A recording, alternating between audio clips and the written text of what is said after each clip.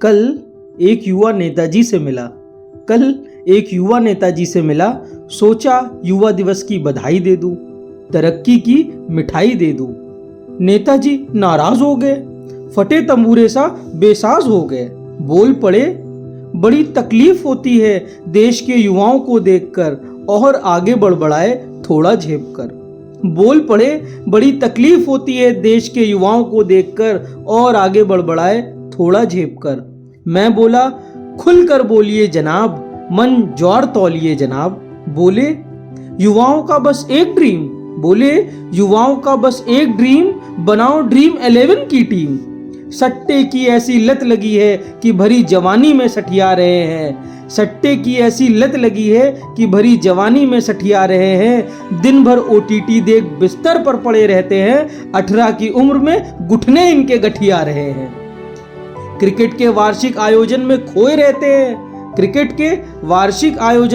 रहते हैं। कभी IPL, कभी T20, तो कभी वर्ल्ड कप के दिवा स्वप्न में सोए रहते हैं। पढ़ाई से दूर दूर तक नाता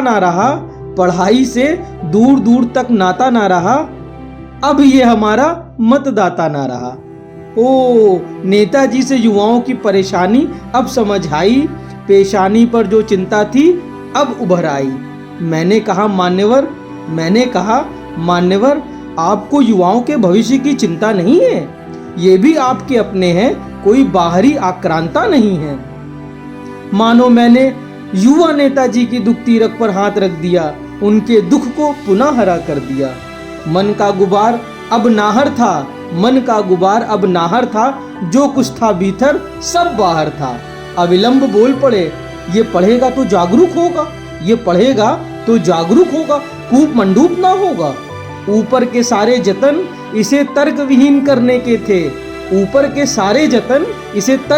करने के थे, सोचने समझने की शक्ति क्षीण करने के थे। ड्रीम 11 में रमेगा तो रोजगार ना मांगेगा, सोता रहेगा कभी ना जागेगा। हमसे सवाल ना करेगा, स्वास्थ्य शिक्षा सड़क पर बवाल ना करेगा। युवा नेताजी ने एक गहरी सांस ली, बोले, दिन फिर बहुरेंगे ये हमारी रैलियों में होंगे। बड़के नेताजी के सामने अपनी साख जमाऊंगा, हैशटैग माननीय नेताजी के संग बिताए सुनहरे पल वाली सेल्फी फिर डाल पाऊंगा। अब उनके आंखों में एक चमक थी, पुराने दिनों की धमक थी। मुझे भी उन्होंने युवा दिवस की शुभकामनाएं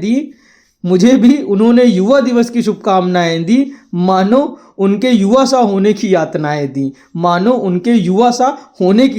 दी। बहुत बहुत धन्यवाद।